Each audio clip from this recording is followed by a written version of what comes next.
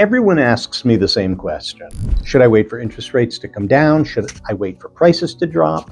Should I wait until things feel more stable? And if you're asking that question, it tells me something important. You're being thoughtful, not reckless. But here's the truth most people don't hear.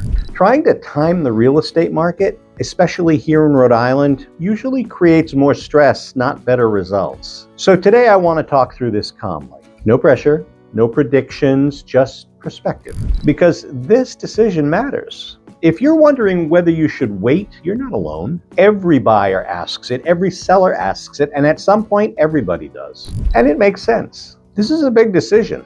Big money, big emotions, big consequences. You're hearing headlines. Friends have opinions. Social media is loud.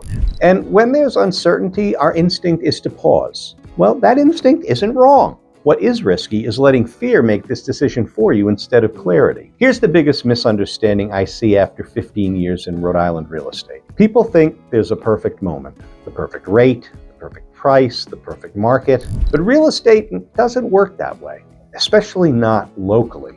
Markets move, rates change, inventory shifts. And while people wait for the right time, life just keeps happening. Kids grow, jobs change, families expand or downsize, needs evolve, and those things matter far more than hitting the exact bottom or top.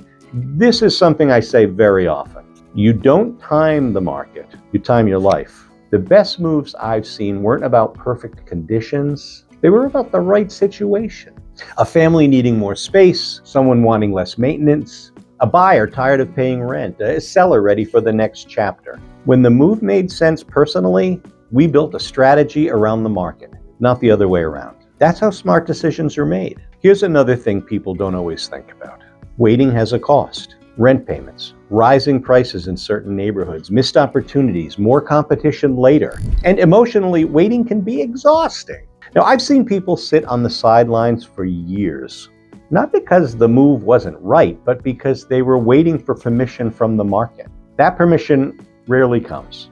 Rhode Island is also unique. We're small, inventory is tight, and neighborhoods matter. Two homes on the same street can sell very differently. One price change doesn't mean a crash. One rate change doesn't mean opportunity disappears. National headlines don't always reflect what's happening locally. That's why local experience matters. Instead of asking, should I wait? A better question is, what's my plan? Do you understand your numbers, your comfort zone, your timeline?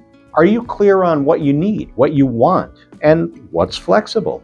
When those answers are clear, the market becomes manageable, not scary. That's where confidence comes from. My role isn't to tell people to rush, and it's definitely not to tell people to sit forever. My role is to help you understand your options clearly, calmly, honestly. Now, sometimes that means saying, now's not the right time. And sometimes it means saying, let's prepare, not panic.